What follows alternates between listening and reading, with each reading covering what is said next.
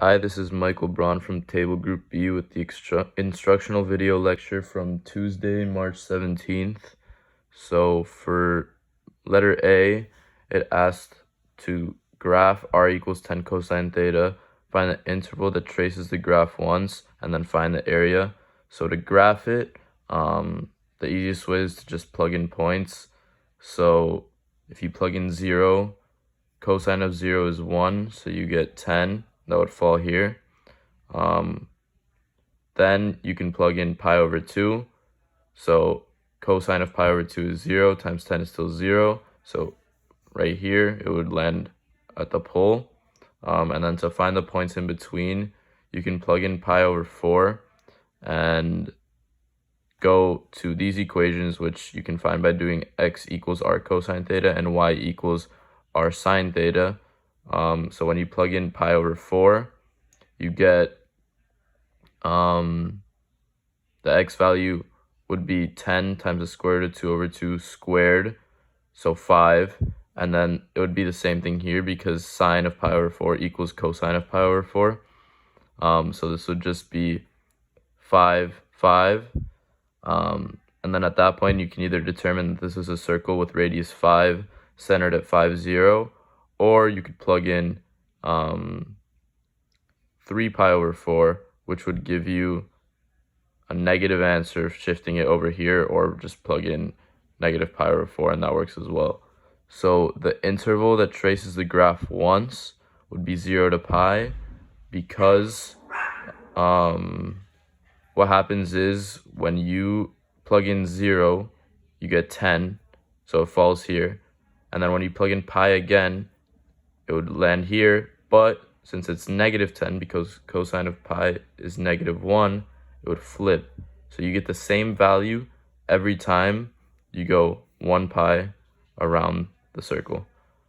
And then for the area, you could find it using symmetry.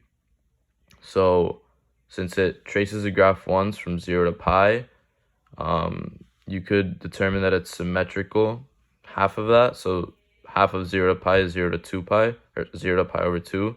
So 0 all the way to pi over 2 would be this.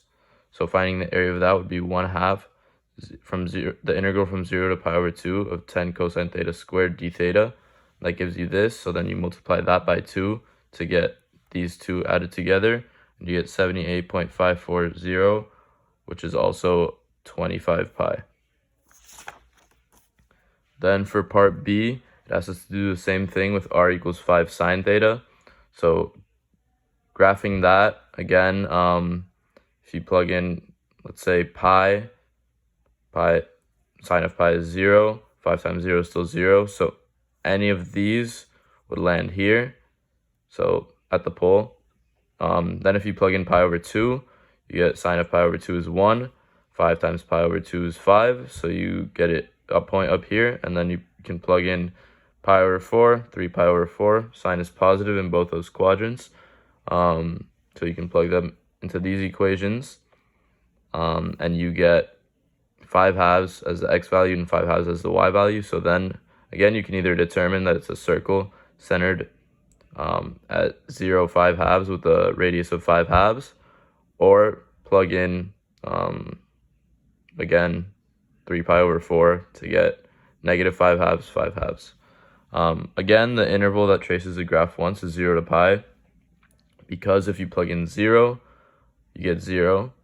And then as you go around the circle, let's say you get to pi, so this would be pi over 4, pi over 2, 3 pi over 4. You're not quite at pi yet, but once you get to pi again, you go right back to the pole.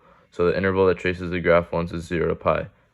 Then to find the area, since it's symmetrical, and this whole thing is traced from 0 to pi, you can find the area from 0 to pi over 2, which would be 1/2, ignore the 2 for now, the integral from 0 to pi over 2 of 5 sine theta squared d theta.